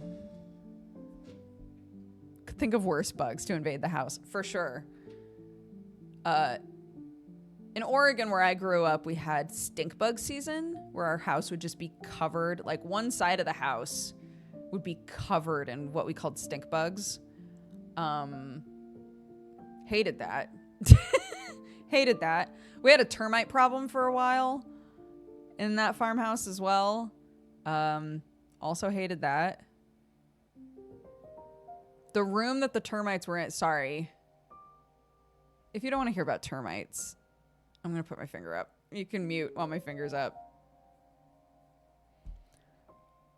You can unmute when my finger comes down. Okay, ready? Okay. The room that the termites were in had a brown carpet, and you couldn't tell if a termite was on the ground or not because they blended in. And I still think about that. And I don't think it's as bad as people who have like a visceral reaction to like cockroaches who grew up in like a roach infestation, but like termites cause some sort of like visceral reaction in me because I remember not being able to see them and how much that fucked with me. It was awful. They did go away eventually though. But I have like vivid memories of secret termites on the ground. I hated that. Anyways, there we go. That's done.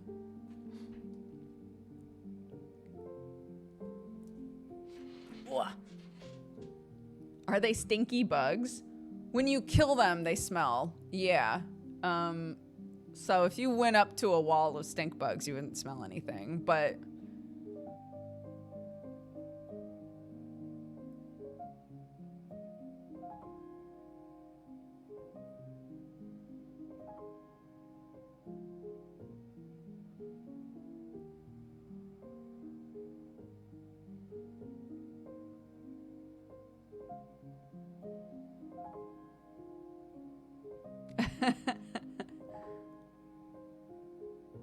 that finger warning sure was relevant. Was it actually?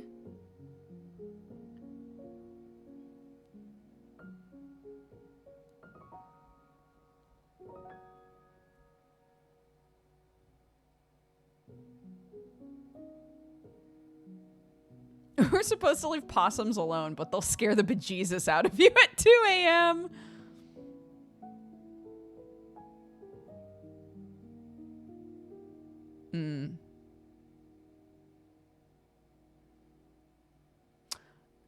Peach goes out for like nighttime pees like a couple times a night. It sort of naturally happens.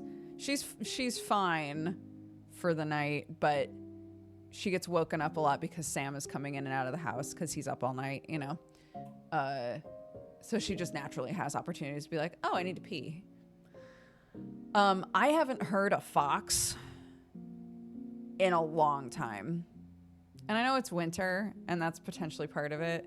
But I think also just having a dog actively going outside and like patrolling a couple times a night has helped a ton.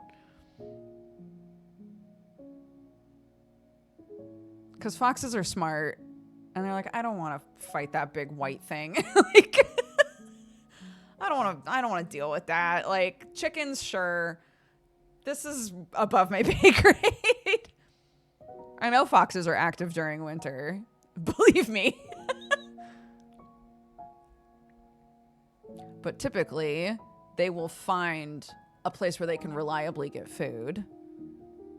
And they'll kind of stake that out for a while. And 2 of our chickens got eaten. So, still no concrete evidence of by what, but I assume. And there have been a bunch of scratches at the goose hut as well. So we're like, well, something's trying to eat everything. But I haven't heard any fox screaming in a long time. The fluffier she gets, the more powerful. Yes.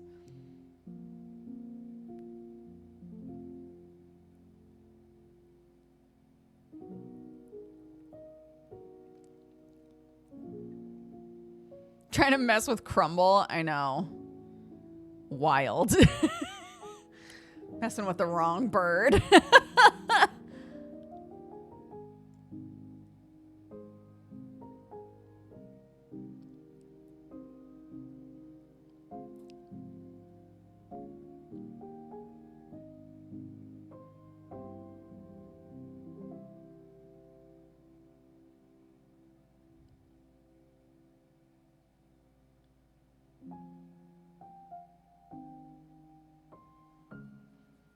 Are you sure it's not Sam going in and out all night that's warding off foxes? That certainly wasn't working before. I'm pretty sure it's the dog. Because Sam's been going in and out of the house for, how long have we been here? 2 years? No, 2 years? I have not gotten nearly enough done in 2 years. I have not done nearly enough at this house in 2 years. Ugh. Anyways, is Peach ferocious or just a baby? Peach is a baby, but she's a fluffy white bark machine. Samoyeds are loud. They're like huskies. They love to talk. They bark, bark, bark. They all day. Sounds all day long. I love it. I think it's very fun. I like that she talks to me.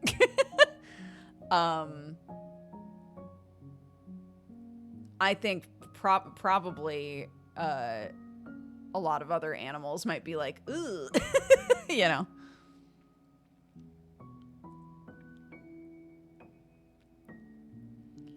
My friend's doesn't bark. She just howls at everything. I like that.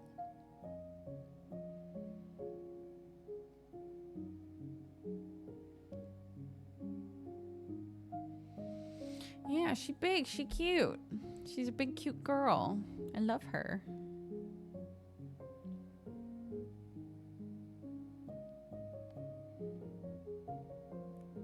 She still tries to steal Clark's toys all the time.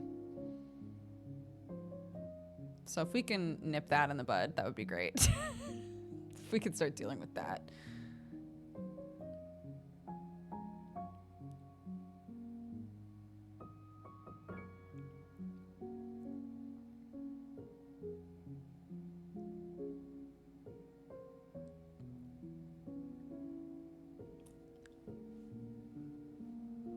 Are they buds? Clarky and Peach?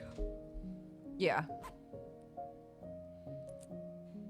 She's Clark's fluffy little sister. It's funny because trying to explain the concept to Clark of like, because Peach will destroy a toy in a day, you know? And Clark will go, what's the point of even buying you a toy? And I'm like, the point is that she finds this fun. This is her playing with the toy, right? Like, it sucks that the way she plays with a toy is to destroy it. But that's the fun for her is the like tugging and the ripping and the like the tactile joy of that. 'Cause she's a dog. And so that's what she finds fun with this. So when we find, because she loves the fabric, the like stuffed toys, and most of those fall to pieces. So when we find ones that like she can't destroy super easily, oh my gosh, a gold mine. We're so excited.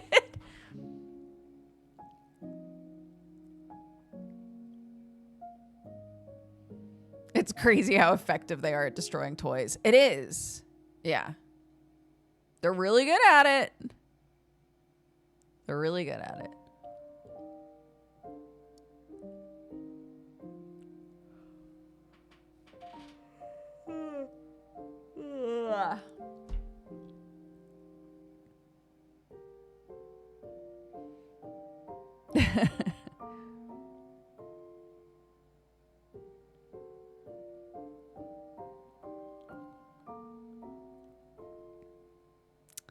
Yeah, we have one of those. This isn't a stuffed toy, but we have one of those, like, it's like a plastic cube, and then it has a lot of I'm trying to think of the right word for it. Not rope, but it's like really thick flat string, basically like belt material kind of, that you can wrap treats in and then shove them into the cube, and then the dog has to like pull it out to get the treat. We don't even need to put treats in it. We just roll them up and kind of like halfway, like half-ass shove them in the cube. And she just loves yanking on those things.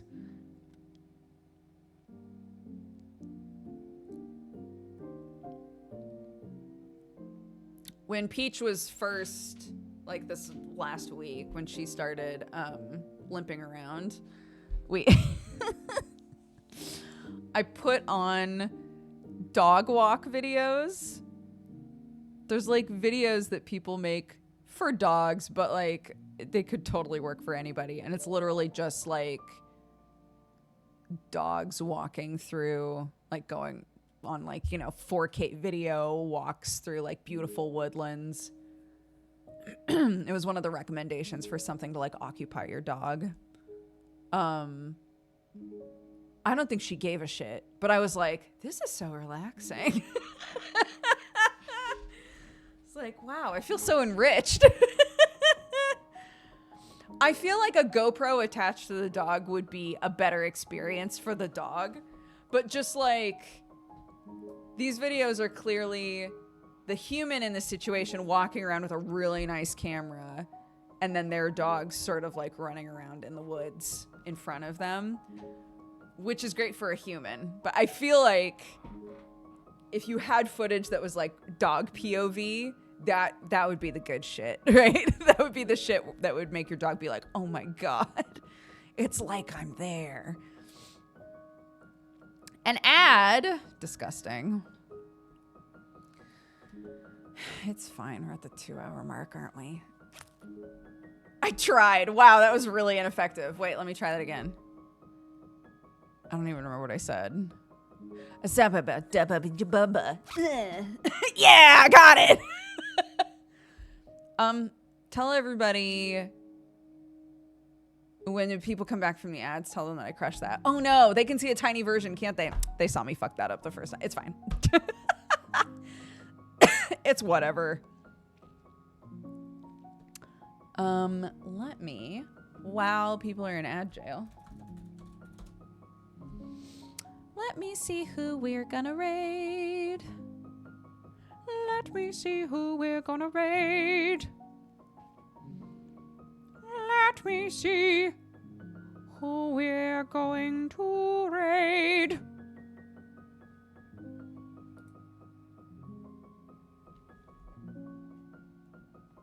Well, we're at the 2-hour mark anyway, unquote.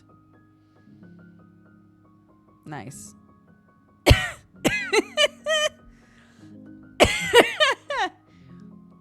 Shit!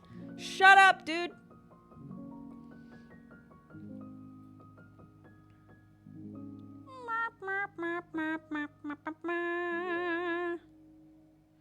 What am I looking for? This. I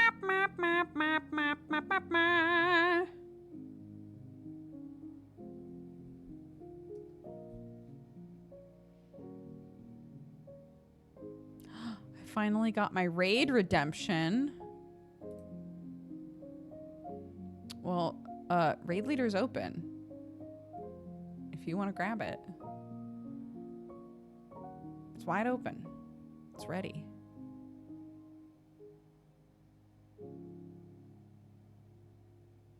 Yeah, thanks, guys. I'll wait till the ad break's done, but...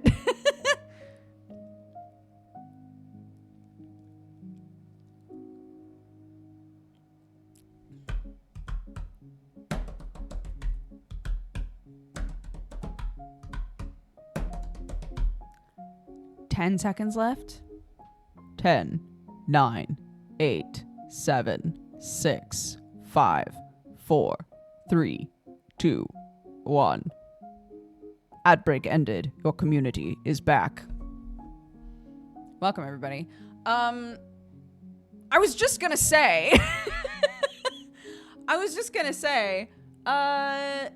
we had more viewers today than we normally do. So if you're somebody who just hasn't watched in a while, or somebody who wound up here for the first time, or if you saw the Geek Enders and you were like, I'm gonna go hang out, whatever the situation is, thanks for coming by. Thanks for spending some of your Sunday with me. I am going to be doing demo days this next week. We're also going to finish up the first tape of Lost Records. I think we're probably a decent ways into that. So that might be an extra evening stream this week at some point. I need to double check everything else going on this week because we've got Monster Hunter and all that as well. But our just like normal streams this week are going to be demos. We're going to be trying to do anywhere from 5 to 10 demos a day. It entirely depends on how long the demos are that we decide to do.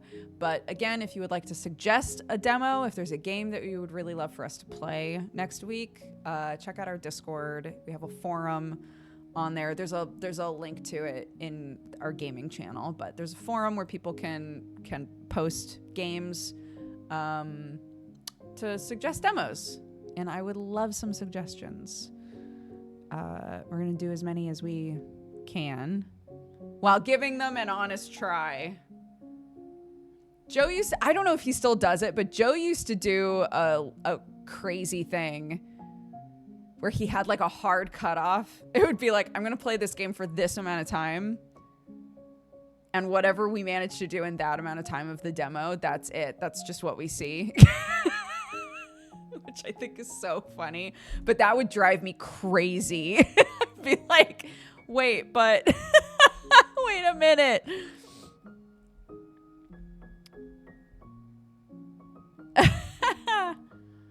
I hope it's not negative 30 where you are. It's not. It's actually pretty warm today. What is the temperature today? I don't know. I just know I'm not freezing right now, which is a delight. Which is great. Okle dokle, artichokel. Let me read off our activity feed, and then I'll send you somewhere else. Thank you again, guys. There's also Sunforge tonight. If you want some good D&D action, that's on Joe Fudge's channel. It's me and Strippin and Tomato and Brie Bun and Shane Hawk and OLG. And that's it, right? I think that's it. But it's very fun. It's kind of dark fantasy sort of shenanigans. Bobby the Dragon, thank you for the 49 months. Ulister for the 18. Dorlugas for the 87. Cryptic Echo for the 63. True Heart for the 109.